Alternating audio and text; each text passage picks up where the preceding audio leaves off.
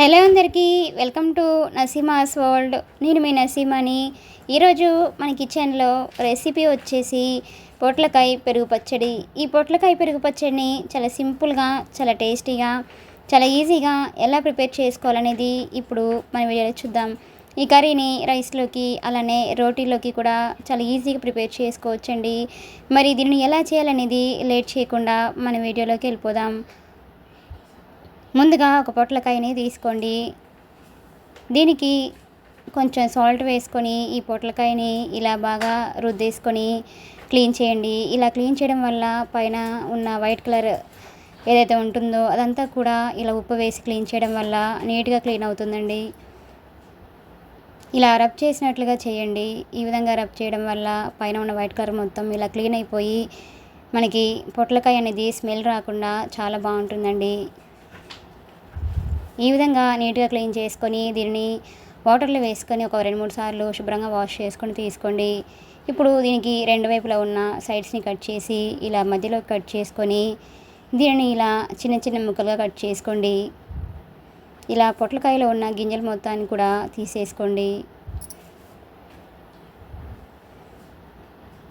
ఇప్పుడు వీటిని ఇలా చిన్న చిన్న ముక్కలు కట్ చేసుకోండి. ఇక్కడ పొట్లకాయ అనేది లేతగా ఉన్నది తీసుకుంటే మనకి కర్రీ అనేది చాలా బాగుంటుందండి.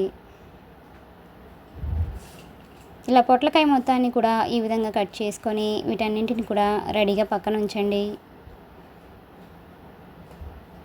ఈ పొట్లకాయ కర్రీని ఎప్పుడు ఈ స్టైల్లో ట్రై చేయకపోతే ఈసారి తప్పకుండా ఈ రెసిపీని ట్రై చేసి చూడండి. చాలా అంటే చాలా టేస్టీగా ఉంటుందండి. ఇలా కట్ చేసుకున్న ఈ పొట్లకాయ ముక్కల్ని ఇప్పుడు ఒక బౌల్లోకి వేసుకోండి. దీనిలోకి 2 గ్లాసెస్ వరకు వాటర్ని వేసుకొని అలాగే కొంచెం సాల్ట్, చిటికెడు పసుపు కూడా వేసుకొని ఒకసారి ఇలా బాగా కలిపేసుకొని స్టవ్ పైన పెట్టేసి ఒక పొంగు వచ్చేంత వరకు ఇలా పొట్లకాయ ముక్కలు అనేవి సాఫ్ట్గా అయ్యేంత వరకు ఉడికించేసుకొని స్టవ్ ఆఫ్ చేసుకొని ఈ వాటర్ మొత్తాన్ని కూడా ఇలా వంపేసుకొని వీటిని పక్కన ఉంచండి. ఇప్పుడు స్టవ్ ఆన్ చేసుకుని ఒక కడాయిని తీసుకోండి. దానిలోకి 2 స్పూన్స్ వరకు ఆయిల్ని వేసుకోండి. ఆయిల్ బాగా హీట్ అయిన తర్వాత 1 స్పూన్ వరకు తాలింపు దినుసులు వేసుకోండి. అలాగే 1/2 టీ స్పూన్ జీలకర్ర కూడా వేసుకొని వీటిని బాగా ఫ్రై చేయండి. తాలింపు అనేది బాగా ఫ్రై అయిపోయాక దీనిలోకి ఒక మీడియం సైజులో ఉన్న ఆనియన్ని సన్నగా కట్ చేసుకొని వేసుకోండి. అలాగే ఒక పచ్చిమిర్చిని కూడా సన్నగా పొడవుగా కట్ చేసుకొని వేసుకోండి. వీటిని మీడియం ఫ్లేమ్లో ఉంచేసి ఆనియన్స్ని లైట్గా ఫ్రై చేయండి. ఆనియన్స్ అనేది లైట్గా ఫ్రై అయిపోయాక దీనిలోకి ఒక ఎండుమిర్చిని తుంచి వేసుకోండి. అలాగే 2 రెమ్మల వరకు కరివేపాకును కూడా వేసుకొని వీటిని కూడా బాగా ఫ్రై చేయండి. ఈ కర్రీలో కరివేపాకు ఫ్లేవర్ అనేది చాలా బాగుంటుందండి.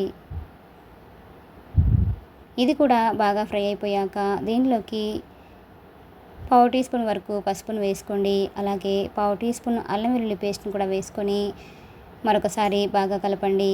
అల్లం పేస్ట్ అనేది పచ్చివాసన పోయేంత వరకు దీనిని బాగా ఫ్రై చేయండి. ఇప్పుడు దీనిలోకి మనం ముందుగా ఉడికించి ఉంచుకున్న పొట్లకాయ ముక్కల్ని కూడా దీనిలోకి వేసుకోండి. ఇలా వాటర్ మొత్తాన్ని తీసేసి దీనిలోకి వేసుకొని ఈ ముక్కలన్నీ కూడా ఆయిల్లో కలిసేటట్లుగా ఇలా ఒకసారి బాగా కలపండి. ఇప్పుడు ఫ్లేమ్ని లో ఫ్లేమ్లో ఉంచేసి మూత పెట్టేసి ఒక 2 నిమిషాల పాటు ఆయిల్లో మగ్గించండి.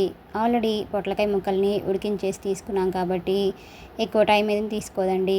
ఇప్పుడు దీనిలోకి మీ టేస్ట్ తగ్గట్టుగా సాల్ట్ని వేసుకోండి. అలాగే 1 స్పూన్ వరకు కారంని కూడా వేసుకొని మరొకసారి బాగా కలపండి. కారం పచ్చివాసన పోయేంత వరకు మరొక 2 నిమిషాల పాటు బాగా మగ్గించండి. ఇలా కర్రీ మొత్తం ప్రిపేర్ అయిపోయిన తర్వాత ఇప్పుడు స్టవ్ ఆఫ్ చేసుకొని దీన్ని పక్కన ఉంచండి. ఇప్పుడు ఒక బౌల్లోకి 1.5 కప్పు వరకు పెరుగుని ఇలా మ్యాష్ చేసుకొని రెడీగా ఉంచుకోండి. దీనిలోకి మనం ముందుగా ప్రిపేర్ చేసి ఉంచుకున్న పొట్లకాయ కర్రీని ఈ పెరుగు చట్నీలోకి వేసుకోండి. ఇలా పొట్లకాయ ముక్కలు మొత్తం కూడా వేసుకున్న తర్వాత ఒకసారి ఇలా బాగా కలిపేసుకొని సర్వ్ చేసుకోవడమే. అంతేనండి, ఎంతో టేస్టీగా ఎంతో ఈజీగా ఉండే పొట్లకాయ పెరుగు పచ్చడి అనేది మనకి రెడీ అయిపోయినట్లే. ఇలా రెడీ అయిపోయిన ఈ కర్రీని ఒక సర్వింగ్ బౌల్లోకి తీసుకొని వేడివేడిగా రైస్లోకైనా అలానే రోటీలోకైనా సర్వ్ చేసుకుంటే ఆ టేస్ట్ అనేది చాలా అంటే చాలా బాగుంటుందండి. మీకు కూడా ఈ రెసిపీ కనుక నచ్చినట్లయితే ఒక లైక్ చేయండి. అలానే లైక్ చేయడం మాత్రం మర్చిపోకండి. Please subscribe my channel, like, share and comment. మరిన్ని మంచి మంచి రెసిపీస్ కోసం మన నసీమాస్ వరల్డ్ ఛానల్ని సబ్స్క్రైబ్ చేసుకోండి. అలానే ఈ రెసిపీని మీ ఫ్రెండ్స్కి, మీ ఫ్యామిలీ మెంబర్స్ కూడా షేర్ చేయండి. అలానే ఈ రెసిపీ మీకు కూడా ఎలా కుదిరిందనేది కామెంట్ సెక్షన్లో కామెంట్ చేయండి. Thanks for watching.